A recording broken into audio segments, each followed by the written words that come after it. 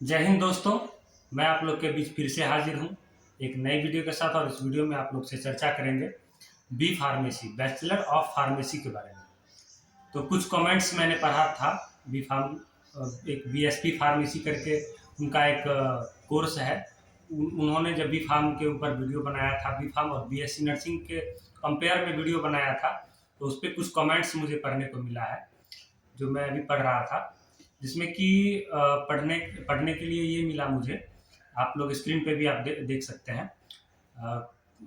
एक बंदे ने कमेंट किया है कि सर अगर फार्मासिस्ट को मैम अगर फार्मासिस्ट को नहीं फार्मासिस्ट अगर नहीं भी रहेगा तो भी जो है, अगर फार्मासिस्ट को हटा भी दिया जाए, मतलब जो भी फार्म वाले हैं, फार्मेसी का जो कोर्स है उसको अगर हटा भी दिया जाए तो भी जो है काम चल जाएगा गवर्नमेंट का, और जो है हेल्थ सेक्टर में वर्क हो जाएगा। तो उनका कहना ये है कि अगर बीएससी नर्सिंग वाले जो है वो 90% वर्क कर लेते हैं जो कि बी फार्म वाले करते हैं और जो डॉक्टर्स करते हैं। तो अगर बी फार्मेसी वाले नहीं भी रहते हैं तो भी जो है काम उसका चल जाएगा। उनका कहना ये है कि 10वीं पास वाले जो है, जो भी 10वीं पास वाले हैं जो है, वो अपना फार्मेसी ओपन करके चला रहे हैं फार्मासिस्ट का सर्टिफिकेट लेकर के। तो मतलब जो है फार्मेसी वाले का, कोई बी फार्म वाले का या डी फार्म वाले का कोई आवश्यकता ही नहीं है। तो उस पर मैम ने कमेंट किया, बीएसपी फार्मेसी वाली मैम ने कमेंट किया है कि बेटा उस पर जो अगर ऐसा है तो फिर बी फार्मेसी वाले अगर नहीं रहेंगे या फार्मेसी वाले नहीं रहेंगे तो मेडिसिन को मैन्युफैक्चर कौन करेगा, मेडिसिन को बनाएगा कौन, दवा को बनाएगा कौन, और दवा नहीं बनेगा तो पेशेंट ठीक कैसे होगा, पेशेंट को ठीक कौन करेगा, बिना दवा का पेशेंट ठीक कैसे हो सकता है। तो फिर उस पे इसी बंदे ने कमेंट किया कि जैसे 10वीं पास वाले बैठ करके फार्मासिस्ट के दुकान पे जो है मेडिसिन देते हैं प्रिस्क्रिप्शन पे, उस तरह से देते रहेंगे, और बाकी जो इंडस्ट्री में वर्क होता है वहाँ पे भी फार्मेसी वाले का या फार्मेसी वाले का कोई वर्क ही नहीं है। वहाँ पे तो क्या कहते हैं, बीएससी वाले ही जो है मेडिसिन को बनाने का काम करते हैं। तो सीधी सी बात, मैं एक ही लाइन में उनको ये कहना चाहूँगा कि देखिए, सबसे बड़ी बात है कि नॉलेज तो मेरे पास भी है, मैं भी ट्रीटमेंट कर सकता हूँ, ओपीडी में पेशेंट को देख सकता हूँ, ड्रिप लगा सकता हूँ, इंजेक्शन दे सकता हूँ, आईवी कर सकता हूँ, सब कुछ कर सकता हूँ। जो एक फिजिशियन डॉक्टर करता है वो सारा कुछ मैं कर सकता हूँ, मेरे पास इतना एबिलिटी है। मैं खुद आप लोग के बीच बोल रहा हूँ। तो क्या मैं हॉस्पिटल खोल के बैठ जाऊँ? तो क्या मैं अपना हॉस्पिटल खोल के पेशेंट को देखना स्टार्ट कर दूँ, ड्रिपिंग लगाना स्टार्ट कर दूँ, इमरजेंसी पेशेंट को देखना स्टार्ट कर दूँ, आईसीयू ओपन कर लूँ? ये बताइए। उस बंदे का कहना यही है कि मतलब अगर आपके पास पैसा है तो आप इलीगली भी कोई भी काम आप कर सकते हैं जिससे कि आपको कोई दिक्कत नहीं हो।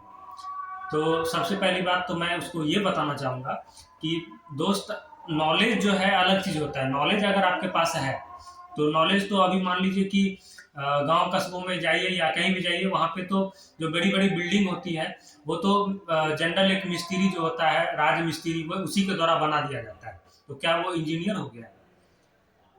देखिए, किसी काम को कर लेना। अब मैं भी, अगर कोई भी बंदा अगर साल से 2 साल 4 साल अगर किसी डॉक्टर के अंदर में वर्क कर लेता है तो उसको इतना तो जरूर नॉलेज हो जाता है जितना उस डॉक्टर के पास नॉलेज है। उसमें से पूरा नहीं तो लगभग जो है ओपीडी का सारा काम वो सीख जाएगा, पेशेंट को देखना सीख जाएगा।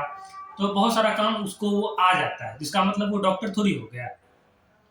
इसका मतलब वो सेल्फ मेडिकेशन करना या सेल्फ पेशेंट को देखना, ट्रीटमेंट करना, क्या कहते हैं, आईवी करना, ड्रिपिंग करना, तो ये सब ट्रीटमेंट करना, कंप्लीट ट्रीटमेंट करना, ये सब थोड़ी वो कर ऑथोरिटी है उसके पास करने का। तो नॉलेज अलग चीज़ है। मेरे पास नॉलेज, मेरे पास प्रैक्टिकल नॉलेज है, उसके साथ साथ मेरे पास सर्टिफिकेट डिग्री भी ज़रूरत है, ताकि कल को अगर किसी भी तरह का कोई दिक्कत होता है तो उस पर गवर्नमेंट को हम दिखा सकते हैं कि भाई मेरे पास ये सर्टिफिकेट है, ये डिग्री है, इसके बेसिस पे मैं ये काम को कर रहा था और इसके बेसिस पे करते हुए इस तरह का हुआ। तो उसमें गवर्नमेंट जो है आपका हेल्प करेगी। लेकिन अगर आपके पास कोई सर्टिफिकेट डिग्री नहीं होती है और उस कंडीशन में अगर आपसे पेशेंट बिगड़ता है तो फिर, या फिर आप अगर किसी को दवाई देते हैं और वो दवाई खराबी करता है तो आपके ऊपर कार्रवाई हो जाएगी और आप फंस जाएंगे। उस समय जो है आपका कोई आपके साथ आपके जो है साथ देने के लिए कोई खड़ा नहीं होगा, और आपको कोई साथ भी नहीं देगा, और आपको कोई बचा भी नहीं पाएगा। तो मतलब अंधेरे में तीर नहीं लगाना चाहिए, सीधा सा बात समझ लीजिए।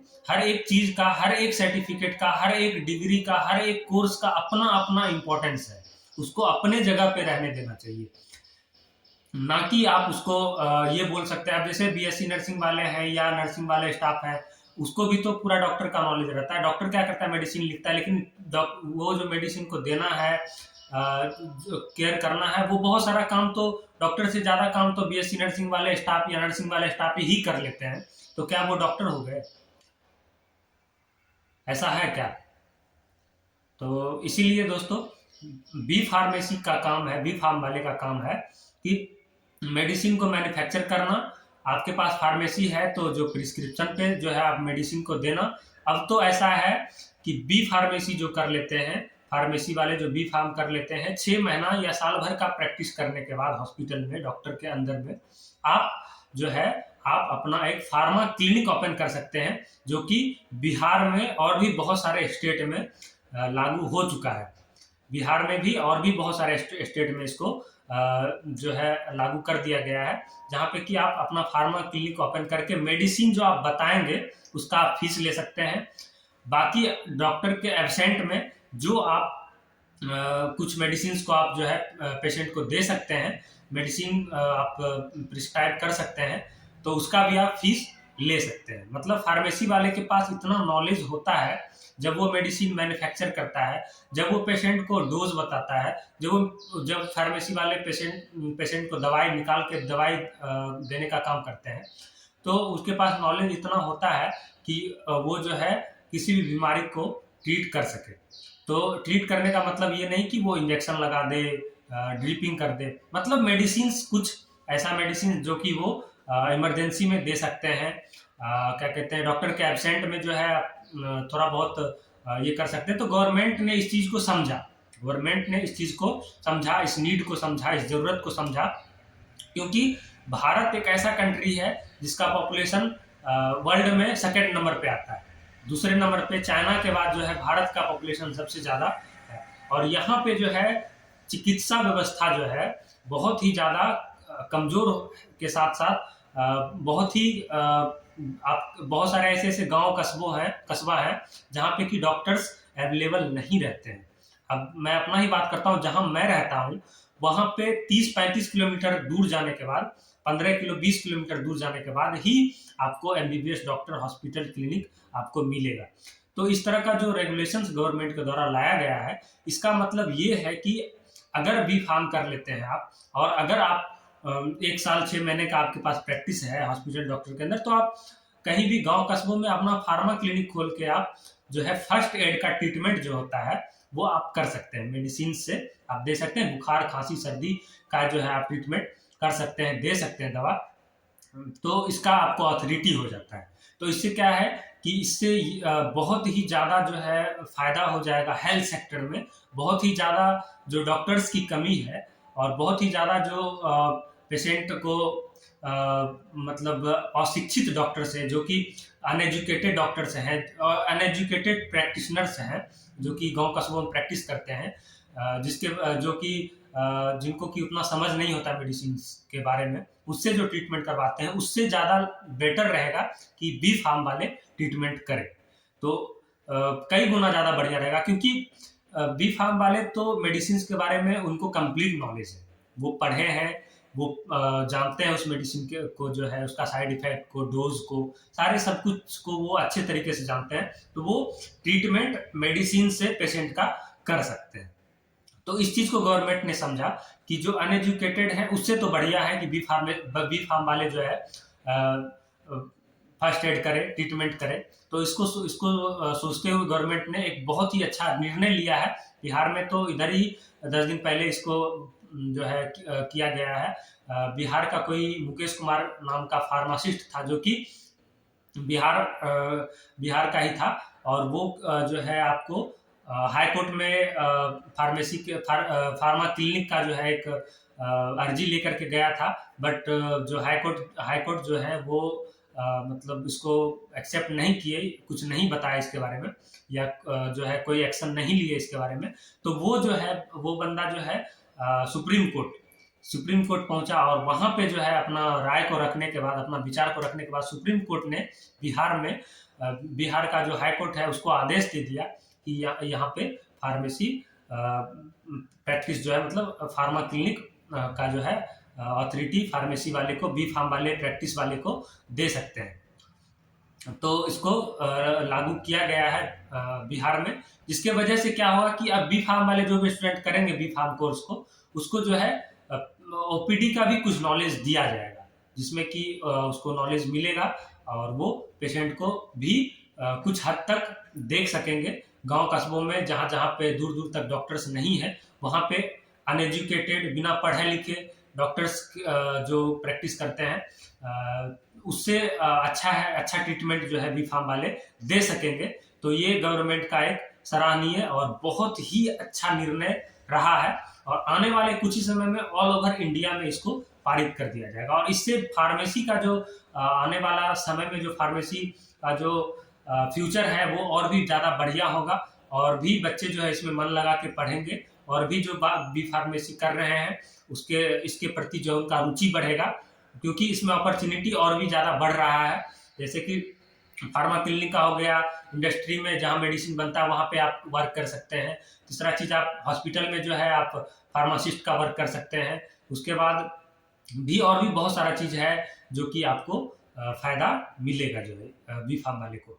तो गवर्नमेंट जो है इसके ऊपर ध्यान, हेल्थ सेक्टर के ऊपर बिहार में जो है गवर्नमेंट ने ध्यान दिया है, और इस चीज़ को समझ के इसको जो है लागू किया है। बी फार्म वाले जो भी हैं वो फार्मा क्लिनिक ओपन कर सकते हैं, इस चीज़ को पारित किया गया है।